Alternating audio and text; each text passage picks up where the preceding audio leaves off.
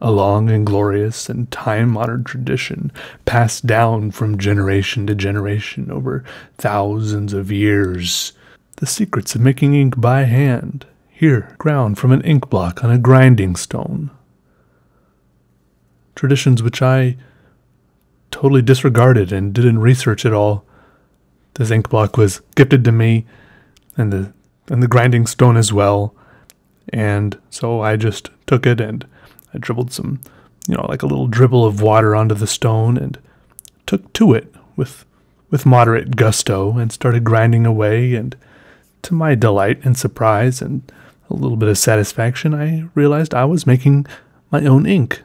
Well, I guess I didn't really make all of it because I didn't make the ink block. Maybe I'll figure out how to do that next. I need to become some sort of ink scientist, I suppose. But I made some ink, and then I put it in a little glass chalice, and then I used a glass dip pen, which was also gifted to me, and I had also never used this before, so it's like two things I'd never used before, and I just started going at it, started drawing, and it was a lot of fun. It was great. It was perfect. I do admit, however, that it might have gone a little bit better if I had done a little bit of research, or if I hadn't even watched like a little YouTube video like how to grind your own ink or something. Just a cursory glance at how to do this instead of diving right into it on my own. Something about, how to, the ratios of how much water to use here or there, how much grinding, the grinding motion, this or that. Because it was a little bit hard, sometimes it was a little too pasty and gooey, sometimes it was a little too watery, kind of like mixing cement or something. You got to get it just right so that your whole house doesn't collapse. And I wasn't really concerned with my drawing, caving in on itself or anything. But you do kind of have to have it flowing just right so that your dip pen works good and the ink flows off of it well. And I was running into some problems a little bit here and there from time to time. So after some brief frustrations for like half an hour or 45 minutes or so, I don't remember how long it was, I give up in a brief fit of resignation and switched over to Higgins, what was it called here? Higgins Fountain Pen India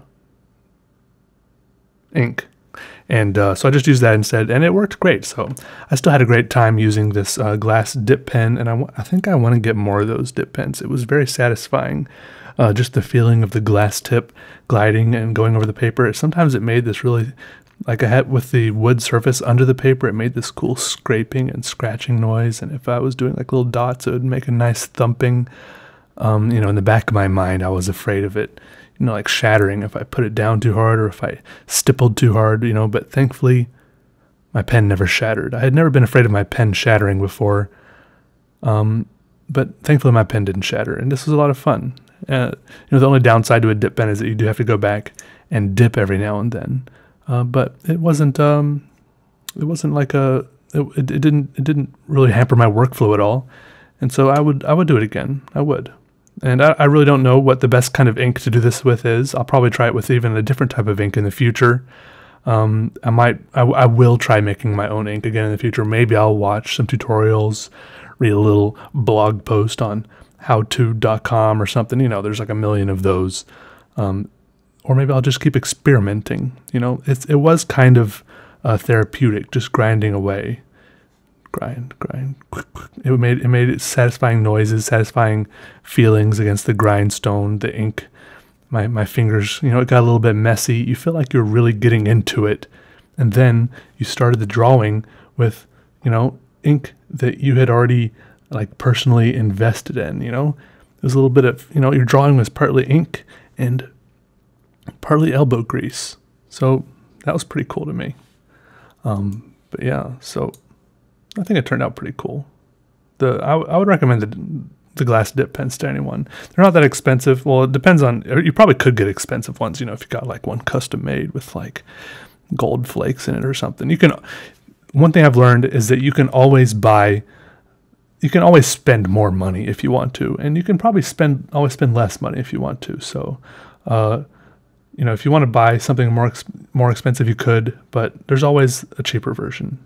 unless you buy the cheapest version. Then there's not a cheaper version. The cheapest version is to not buy it, I suppose. But then you don't have it. You can borrow it. Maybe that's the cheapest version, if a friend has it. And we're not going to talk about stealing, because that's bad and wrong. Don't steal. Borrow. And yes. Okay. All right. Good. But it was fun. And sometimes, one of the funner parts of this was, I don't know if you can see this in the video, but sometimes I would dip it, and I wouldn't like scrape the pen against the rim of the thing I was dipping it in, and there would be like a little drop of ink that would gather, and then the drop of ink would plop onto the paper, usually right where I wanted it to, and so I'd have like a big dark area of ink there on the paper that I would work with and spread around a little bit, and this helped me to make some big dark splotches there that I liked, that I might not have like worked in otherwise. Anyways, I liked it. Anyways, thanks for watching, everyone, and this is the part where I say goodbye. Goodbye.